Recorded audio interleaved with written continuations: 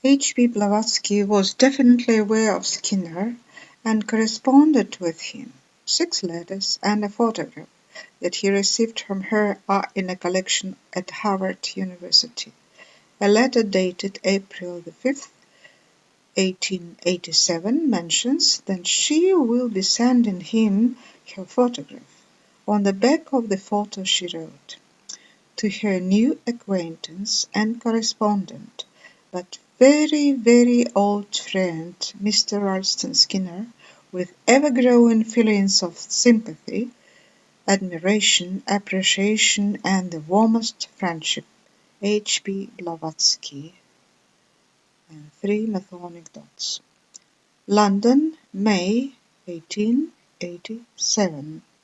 H.B. wrote a letter to Dr. Gerard du Bac. Dr. Gerard du Bac,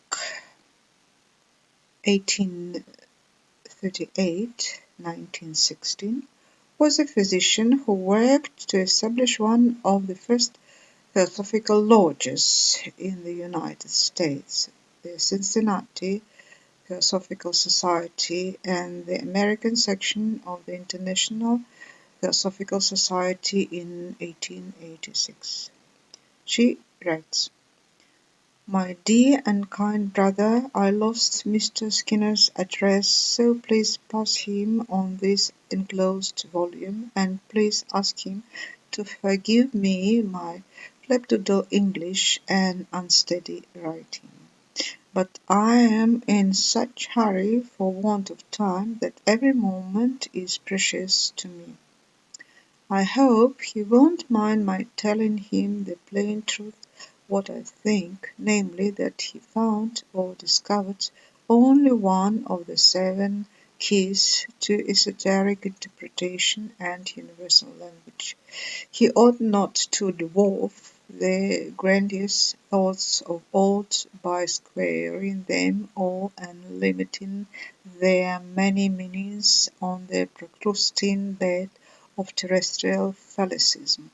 He is too enthusiastic about the Jews altogether, and sacrifices history of facts to his preconceptions in favour of the Hebrew, which is not an ancient language unless one accepts Bible chronology.